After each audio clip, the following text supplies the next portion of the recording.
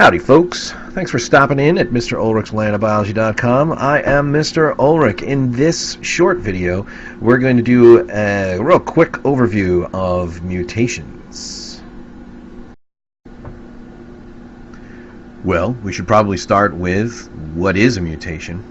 Oftentimes when students come to me and we start talking about mutations, it becomes clear that what they're thinking of as a mutation is something closer to this. Comic book characters and characters on TV shows like Futurama. That's not really what we're talking about. We're talking more about mutations that look more like this. These are Quaker parakeets. The individuals on the left and the right on either side are showing no normal coloration pattern. The one in the middle is a gray factor mutant. I don't think it has superpowers, but what it lacks is a protein that allows it to get the normal coloration. And that lack of a protein has come from some sort of change in the DNA itself. So how are we going to get these changes in our DNA?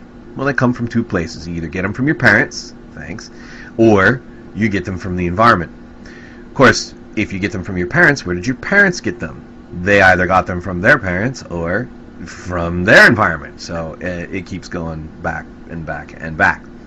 Now, things in the environment that are going to cause the changes in DNA, we're going to call those mutagens. Because they are mutation generators. It's actually how the word is set up.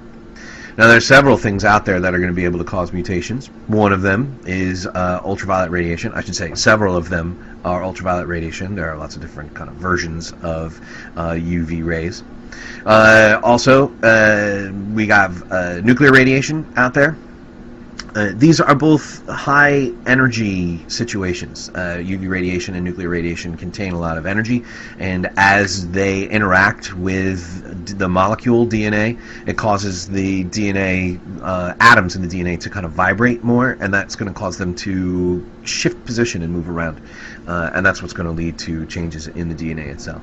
Of course, we have the other category, other compounds. There are all kinds of other things out there that can influence the way that our DNA works and influence the way that it is set up.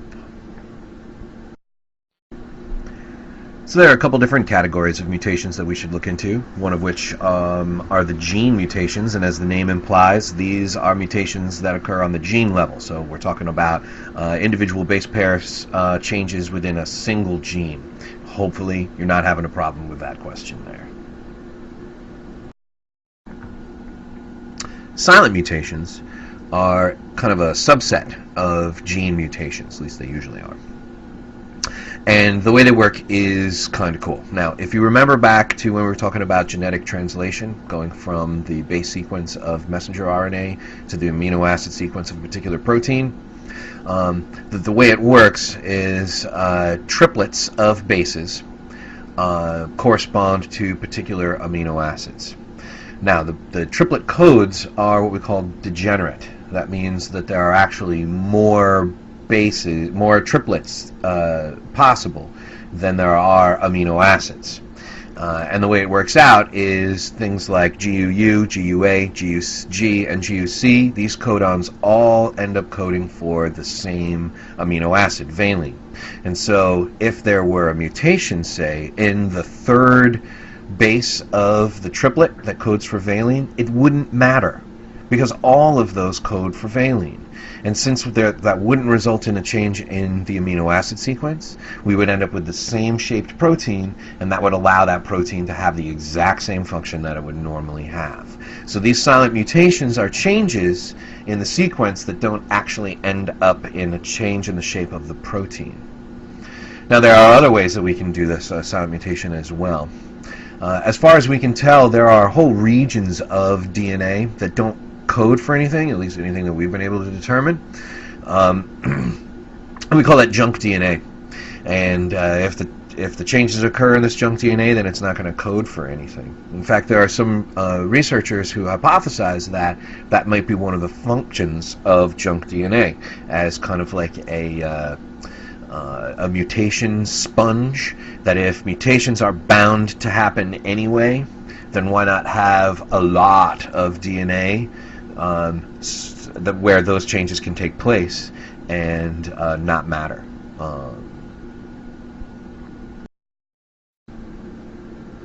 Second category of mutations we should look at are chromosomal mutations. These are changes in base pair sequence that come from whole chromosomes either being missing or having extra copies of them.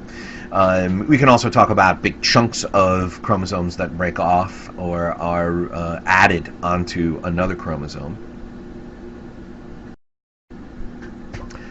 Now, most of these chromosomal mutations are going to occur during gametogenesis.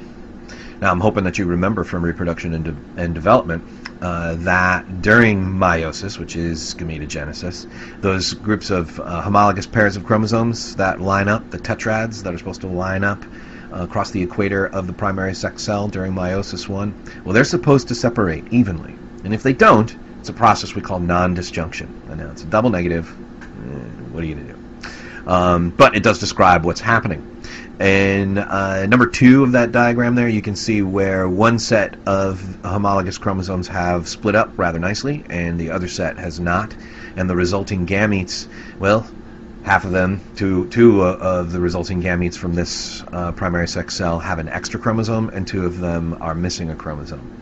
Now, if it's these gametes that are going to go on and contribute to the embryo is going to be either missing a lot of genes or have an extra set of a lot of genes.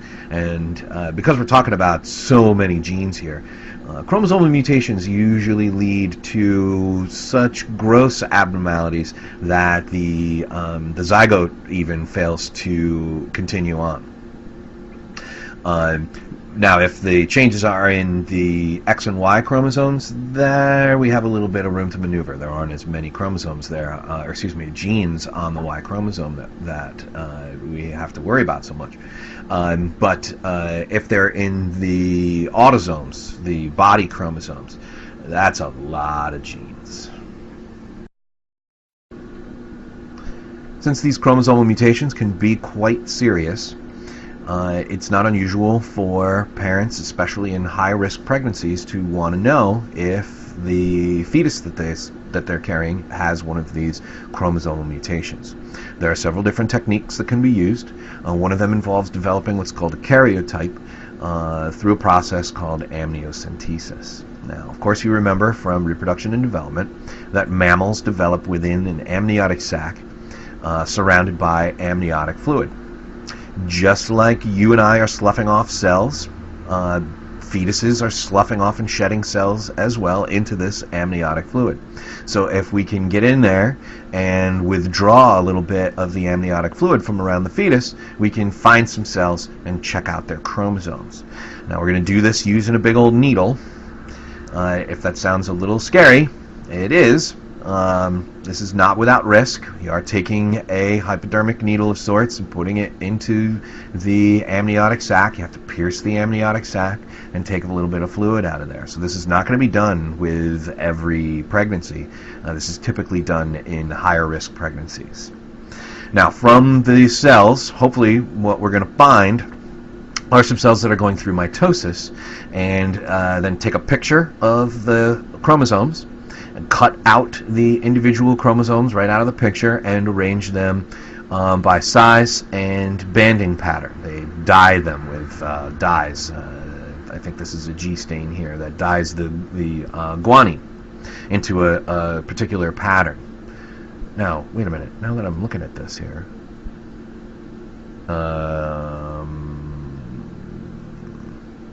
how many chromosomes are we supposed to have? This looks like they have 30 homologous pairs of chromosomes. This is either a very, very, very afflicted person, or it's a cow. Actually, that wouldn't be a cow. That'd be a bull.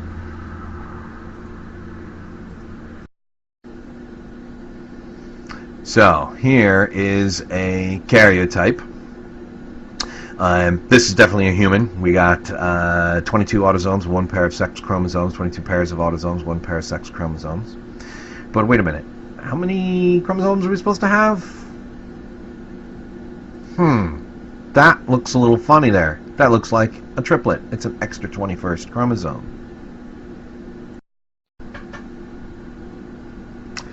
So having that extra 21st chromosome forms a triplet there, which and that causes a condition which we call trisomy 21. You probably know it as Down syndrome.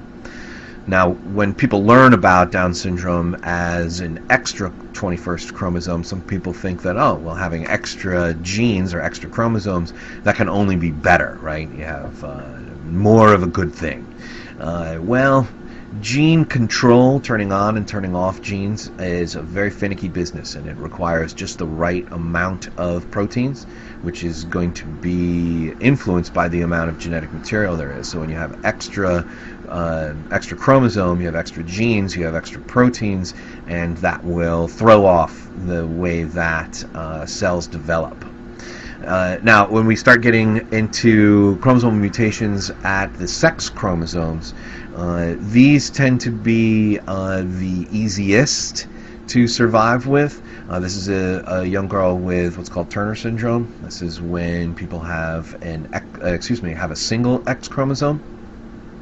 And though there are some cognitive deficits that are typical of Turner syndrome, and there are some physical abnormalities that are typical, like I said, these are some of the more survivable chromosomal mutations that people can have.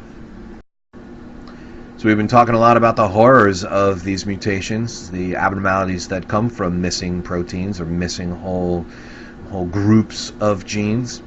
Humans, we like to pride ourselves on being pretty crafty, being problem solvers. Of course, we also make quite a few problems, but we're good at solving problems as well. So can we just go in there and fix these mutations? I mean, if we can genetically modify pigs so that they glow, we could certainly go in there and fix mutations, right? Well, the problem is if you've gotten these mutations from your parents, that means that they're in every single cell of the body, and we can't really fix them. There are some tools and techniques that are being developed, things like viral therapy, which is where we take a virus and engineer it so that it only has the gene that a person who has a mutation would be missing, and then using that engineered virus to quote-unquote infect the person's cells with the gene that they're missing. Looks good on paper, haven't quite gotten it to work yet.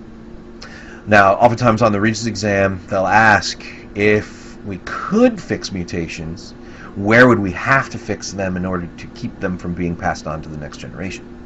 And since the gonads are going to be the place where those cells that are going to become the next generation are going to form, that's where we would have to fix them. Now, just because we can't really fix mutations so much, doesn't mean that people who have mutations, that there's no hope for them. Quite often we can supplement those missing proteins. So if a person is missing a gene, we can provide the product of that gene, and sometimes that works. Now, if a person has a change in their base pair sequence within a gene that influences or controls cell division, that person is probably going to end up with some form of cancer, since cancer occurs when cells continue to divide and they don't do the job they're supposed to do. All they do is divide. One of the best ways to avoid this type of cancer, of course, is to avoid mutagens. Ultraviolet radiation is probably the most widespread and ubiquitous mutagen out there. Please, please, please wear sunscreen.